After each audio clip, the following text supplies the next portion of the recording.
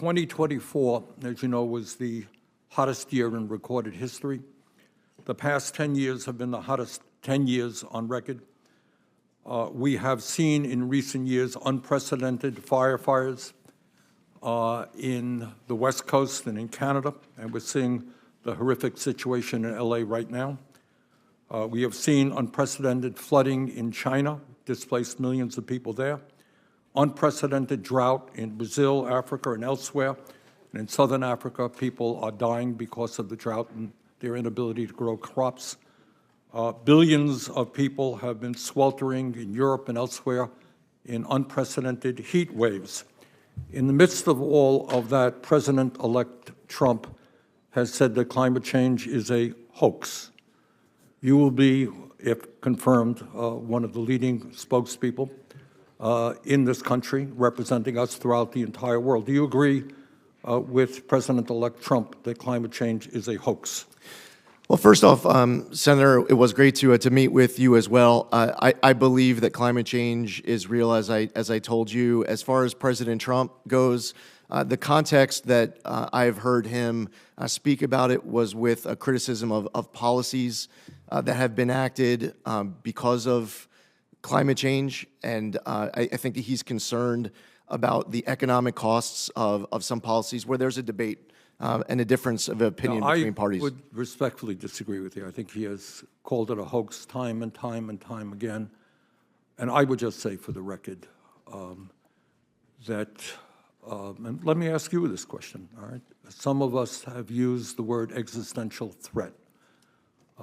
What we're seeing in LA right now is apocalyptic, and the other terrible weather disturbances, whether in the Midwest of this country, whether in many states that are represented right here, unprecedented floods in my small state of Vermont. We've been hit over and over again in recent years. Our state capital, Montpelier, was underwater recently in a way that we have not seen.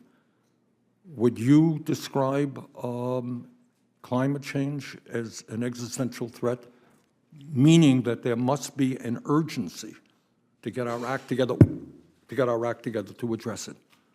Senator, we must, with urgency, be addressing these issues.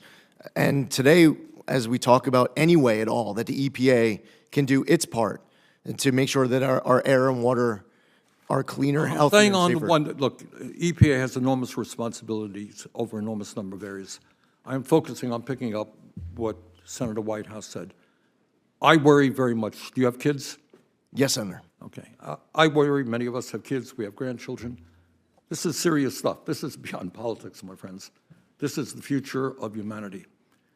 And if we do not get our act together, and that is not just the United States of America, this requires international cooperation. So let me ask you another difficult question. If tomorrow, magically, the United States Congress did all of the right things, that would not be enough. Climate change is a global crisis. It requires the cooperation of China, Russia, Europe, Latin America, etc. Are you prepared to represent the United States aggressively with some of your colleagues in reaching out to countries all over the world to cut carbon emissions? Senator, it's very important for I, as administrator of EPA, whether traveling to the G7 or the G20 or elsewhere, to be reaching out to these other countries to make sure that there is a pressure on other nations to do their part as well. And it is my job to stay up at night, to lose sleep at night, to make sure that we are making our air and our water cleaner.